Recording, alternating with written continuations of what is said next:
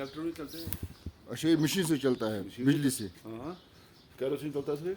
अच्छा इसमें कैरोसिन डालना पड़ता है। हाँ, डीजल डालो। अच्छा डीजल डालो या कैरोसिन डालो। हाँ, ये देखो यहाँ लद्दाख में पानी कैसे गर्म करते हैं। और ये है पुराना तरीका, इस पे लकड़ी जलाते हैं। इधर से बिजली भी है। अच्छा, बिजली से भी होता है गर्म और लकड़ी से भी। डबल एक्शन है इसमें। अच्छा अच्छा डबल एक्शन है, इसमें डबल है।